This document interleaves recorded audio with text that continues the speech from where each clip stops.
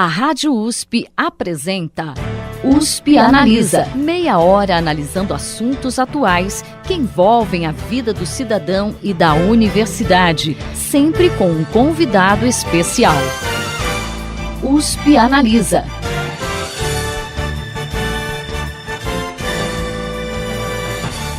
O USP Analisa está exibindo uma série especial sobre a região metropolitana de Ribeirão Preto, para esclarecer a importância de se integrar uma região metropolitana e que impactos isso tem na vida do cidadão. Nesta semana, vamos conversar com o presidente da empresa paulista de planejamento metropolitano, a Implasa, Dr. Luiz José Pedretti. Dr. Luiz, seja bem-vindo ao USP Analisa. Muito obrigado, boa tarde a todos vocês. É um grande prazer, imenso prazer estar aqui em Ribeirão Preto. Para a gente começar, Dr. Luiz, para o pessoal que está em casa entender, né, o que é a Implasa e qual que é o papel dela na implantação das regiões metropolitanas e também das aglomerações urbanas aqui no estado de São Paulo? Bom, a Implasa é uma empresa do governo do estado de São Paulo e ela foi criada em 1974, quando do início das ações da região metropolitana de São Paulo. Isso na época criado pelo governo federal. Então nós estamos aí na estrada já há 44 anos. Ela começa como a agência da região metropolitana de São Paulo e a partir do momento em que o governo do estado resolve instituir novas regiões metropolitanas e aglomerações urbanas, cabe então à Implasa, ou coube ou está cabendo à Implasa, a realização de todos os estudos técnicos e jurídicos para que nós possamos configurar, diante da legislação vigente, né, aqueles municípios que podem ser transformados em região metropolitana ou aglomeração urbana. Então, na verdade, nesse processo de implantação do que nós chamamos das unidades regionais, a Implasa, então, realiza todo tipo de planejamento, né, em nome do governo do estado de São Paulo, assessorando, então, os 200 municípios que nós já temos hoje nessa macrometrópole paulista que nós chamamos, né, a última criada foi a região de Ribeirão Preto e a próxima, cujo o projeto de lei já está na Assembleia, é a aglomeração urbana de Franca, com 19 municípios. Então essa é a atuação da Implasa como essa empresa de planejamento do governo junto aos municípios que fazem parte de regiões metropolitanas e aglomerações urbanas. E na prática, doutor Luiz, o que muda na vida do cidadão esse fato de integrar uma região metropolitana? Bom, a primeira coisa que precisa ser entendida é por que se cria uma região metropolitana ou aglomeração urbana.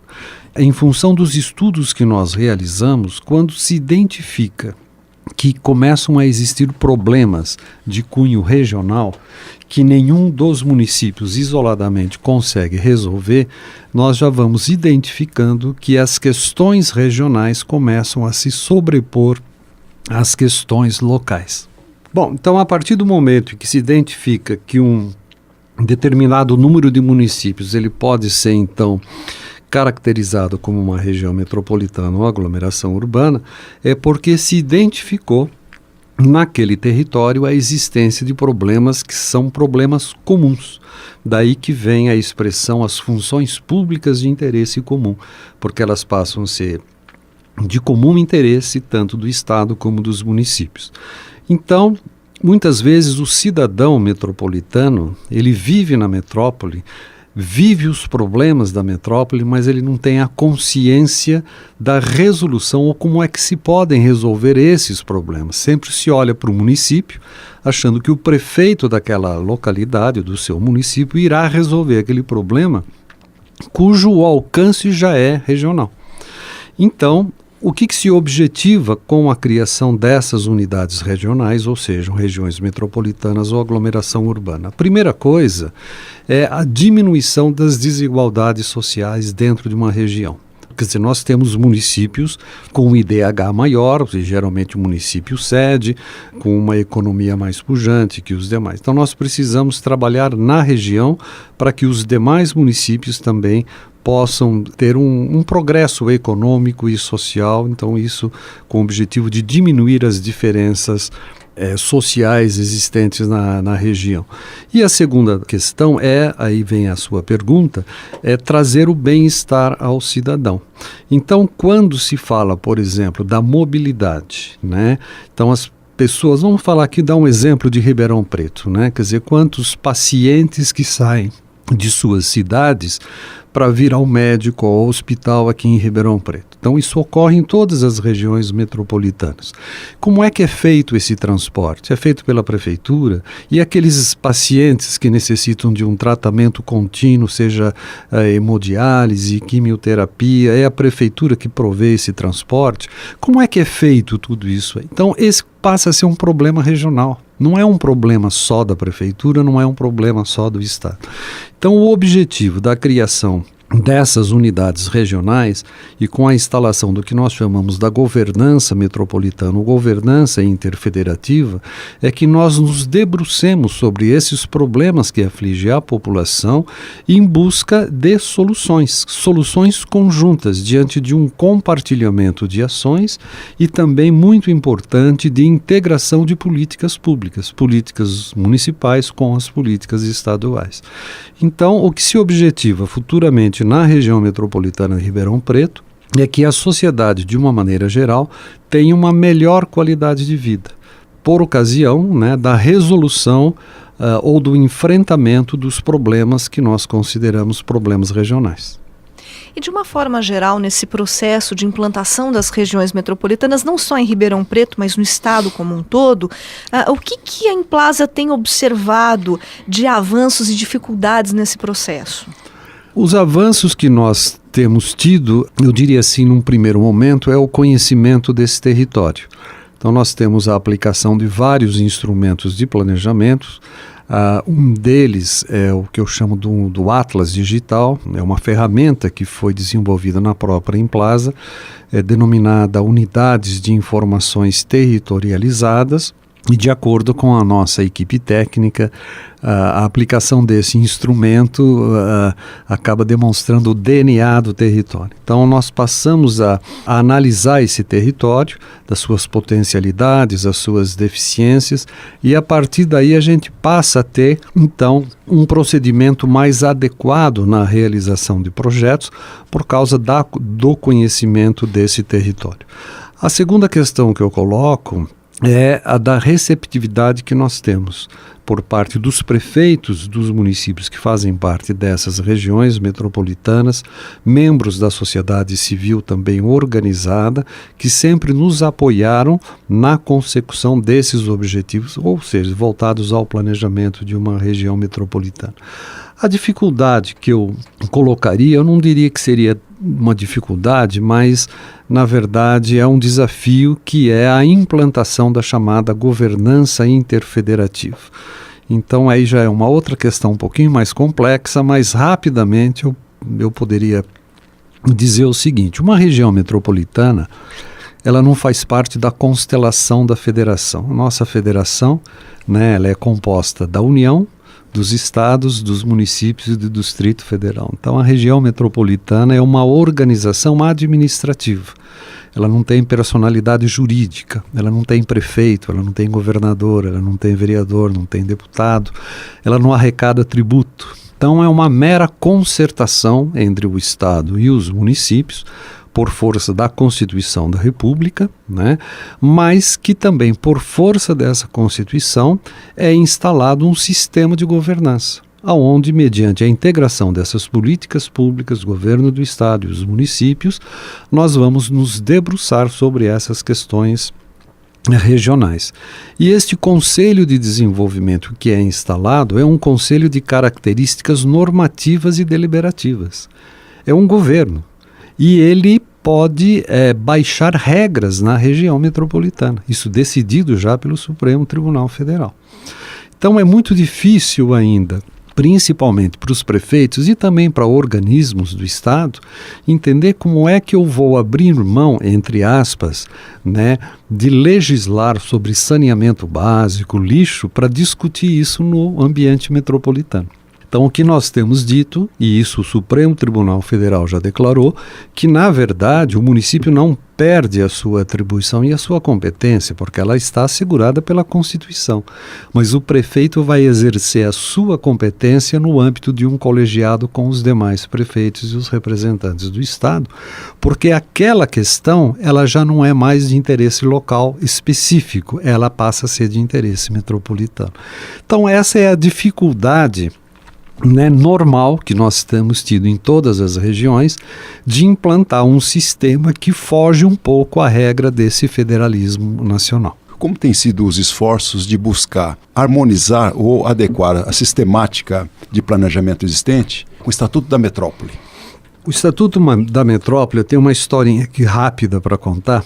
O Estatuto da Metrópole nasce na Emplasa em 2003.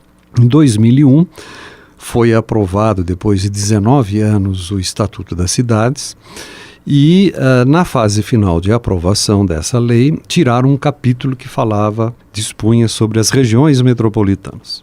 Então, nós entendemos que nós precisaríamos fazer um Estatuto da Metrópole ou das metrópoles, para completar, então, aquilo que o Estatuto da Cidade tinha estabelecido. Então, nós da Emplasa, eu coordenei esse trabalho, nós propusemos então um projeto de lei, foi apresentado na época pelo então deputado Walter Feldman, e este projeto ficou um bom tempo, desde 2004 até recentemente 2015, no Congresso Nacional.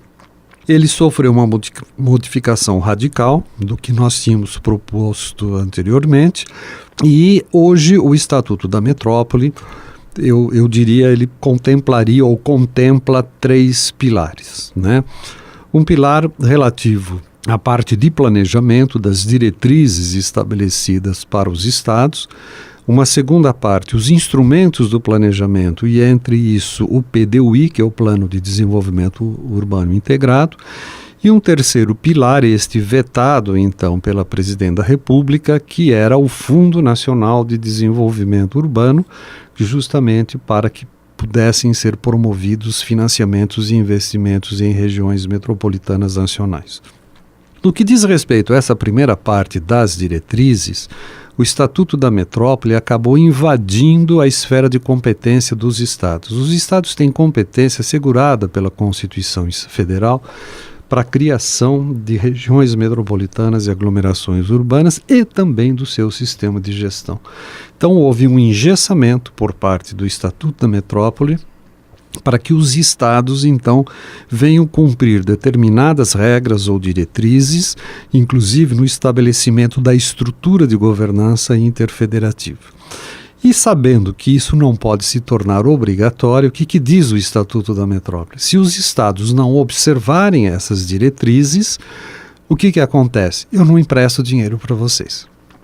Uma espécie de uma ameaça, A segunda questão, o segundo pilar do Estatuto da Metrópole está voltado, então, a uma competência privativa da União, que é legislar sobre direito urbanístico. Então, aí entram os planos e os instrumentos de planejamento.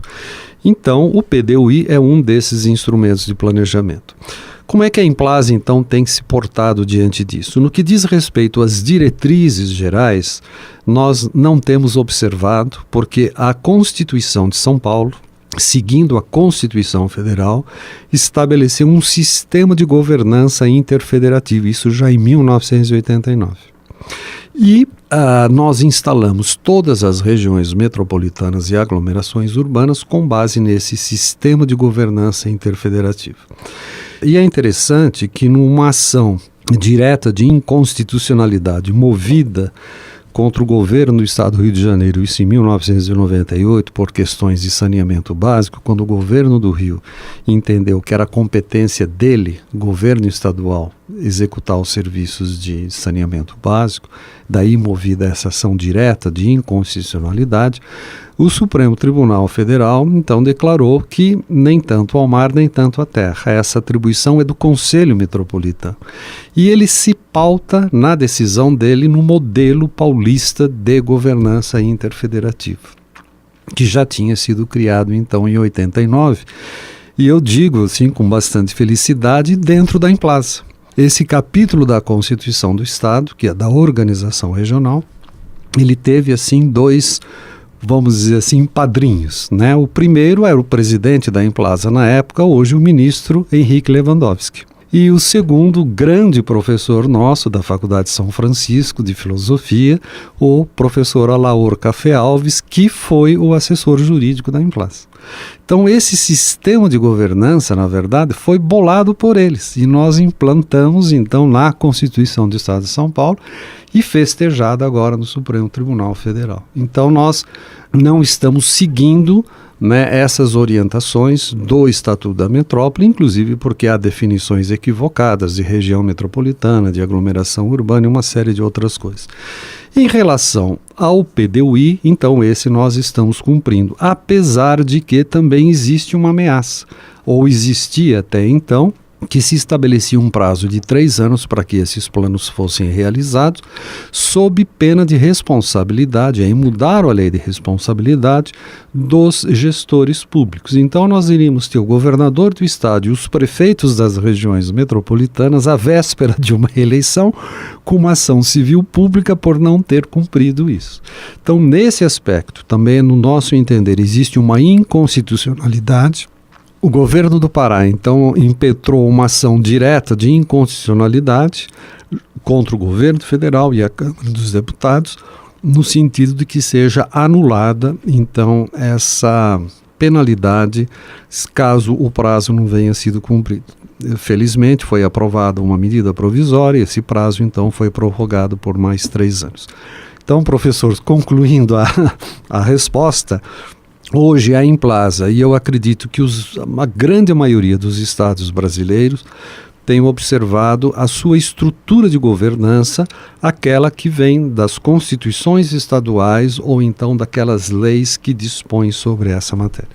Em relação, doutor Luiz, à região metropolitana de Ribeirão Preto, como que tem sido a atuação da Emplasa? E como que está sendo a dinâmica de elaboração desse plano de desenvolvimento urbano integrado, no caso aqui da região de Ribeirão Preto? Bom, a primeira coisa que seria importante dizer é por que a Emplasa está aqui, né? Então, eu acho que é interessante que os ouvintes possam entender que quando se cria uma região metropolitana, nós estamos criando uma estrutura de governo. Então, essa estrutura de governo, ela é composta por um conselho que já foi instalado, do qual fazem parte os 34 prefeitos dos municípios da região metropolitana de Ribeirão Preto e os representantes do Estado nas chamadas funções públicas de interesse comum, que seriam segurança pública, habitação, saneamento básico, transporte e assim por diante. A segunda questão é que nós precisamos criar uma agência metropolitana em Ribeirão Preto. Então o governador do estado, a Emplasa, já elaborou uma minuta de um projeto de lei complementar e o governador do estado então está para encaminhar à Assembleia Legislativa esse projeto de lei, objetivando então a criação desta agência metropolitana. E o terceiro passo, com a agência criada, será criado o Fundo de Desenvolvimento da Região Metropolitana com a finalidade de promover financiamento e investimento nas ações da região metropolitana. Então, a Emplasa, como uma empresa de planejamento do governo do estado, aquela que realizou todos os estudos para que fosse possível a criação da região metropolitana, ela faz o papel da agência metropolitana, ela é a secretaria executiva do Conselho de Desenvolvimento, desenvolverá o seu papel mediante a realização de estudos, de projetos, de pesquisas aqui na região metropolitana, até que a agência metropolitana seja devidamente instalada. Então nós estamos fazendo isso em Sorocaba, estamos terminando esse processo na região metropolitana de Sorocaba, já que a agência de lá foi criada e o governador acabou de nomear os dirigentes, então paulatinamente nós estaremos saindo de Sorocaba e deixando então que a agência metropolitana venha assumir então esta função de planejamento e de entidade técnica da região. Então isso futuramente também vai acontecer aqui na região de Ribeirão Preto. Bem, então a Implasa, na qualidade então temporariamente da agência da região metropolitana de Ribeirão Preto, executará todo o serviço necessário, dará todo o suporte técnico e administrativo ao funcionamento da região metropolitana, incluindo aí todas as atividades necessárias à elaboração do planejamento. E eu citaria aí a elaboração do Plano de Desenvolvimento Urbano Integrado, PDUI, que nós brevemente então estaremos iniciando aqui nos 34 municípios da região metropolitana, né? Bom, e além do PDUI, já instalamos aqui na região metropolitana também o Gabinete Metropolitano de Segurança Pública, denominado GAMESP, onde são promovidas ações entre as polícias, os municípios, no sentido de promover a diminuição da violência na região metropolitana e também na expectativa de evitar também que se cometa violência na região, e os municípios são muito importantes, né, na adoção dessas ações. E também, finalizando essa pergunta, foram criadas também pelo Conselho de Desenvolvimento 3 câmaras temáticas para discutir agricultura e abastecimento, a questão de saneamento, principalmente da destinação final de resíduos sólidos, e a questão da iluminação pública, já que os municípios agora assumiram, em função de determinação da Anatel, né, os postes, né, eles são responsáveis agora pela manutenção dos postes, troca de lâmpada, transformadores, e sabemos que tem alguns municípios que não estão devidamente capacitados para a execução desse trabalho. Doutor Luiz, para a gente finalizar, quais são os próximos passos, então, que a Implasa destaca para a região metropolitana de Ribeirão Preto? Bom, diante, então, da necessidade de execução do PDUI, que é o Plano Metropolitano, então nós estamos pensando inicialmente, e isso é muito importante que aconteça, no sentido de sensibilizar os prefeitos da região e para que eles entendam a importância e a magnitude desse plano, porque isso depois terá rebatimento nos planos diretores municipais e nas leis de uso e ocupação do solo, que a gente faça então um processo de sensibilização na região metropolitana. E eu entendo que, em face das pesquisas que a USP Ribeirão tem realizado, seria uma grande parceira da Implasa. Eu acho que nós poderíamos pensar numa parceria para que antes, então, do início propriamente dito do PDUI, nós pudéssemos realizar seminários aqui na região metropolitana, no sentido de explicar, de sensibilizar não só os prefeitos e agentes municipais, mas também a sociedade civil, que terá um papel extremamente importante na condução deste plano. E uma segunda questão que eu também considero importante, que nós já realizamos em todas as demais regiões metropolitanas, é um projeto de planejamento desenvolvido pela Implasa, que é a elaboração de um atlas digital, onde nós iremos, como dizem os nossos técnicos, né, tirar o DNA do município, né, conhecer intimamente, né, o território municipal, e aliás aqui seriam os 39 municípios, no sentido de entender quais são as suas potencialidades, as suas deficiências, para que diante disso nós possamos então realizar esse PDUI, esse plano regional, com bastante eficiência. Bom, então nós gostaríamos de agradecer a presença do presidente da Empresa Paulista de Planejamento Metropolitano, Implasa, Dr. Luiz José Pedretti. Muito obrigada pela sua participação hoje no USP Analisa. Muito obrigado pelo convite que nos foi formulado, e a Implasa e todos nós da região metropolitana estamos à disposição para que possamos então discutir essa importante questão e eventualmente realizarmos projetos em conjunto aqui na região de Ribeirão Preto. Muito obrigado. O programa de hoje fica por aqui. Até a próxima semana. Você ouviu USP Analisa, um programa da Rádio USP Ribeirão em parceria com o IEA, Instituto de Estudos Avançados, Polo Ribeirão Preto. Produção do Serviço de Comunicação Social da USP e do IEA. Coordenação, Rosimeire Talamone. Apresentação, Thaís Cardoso.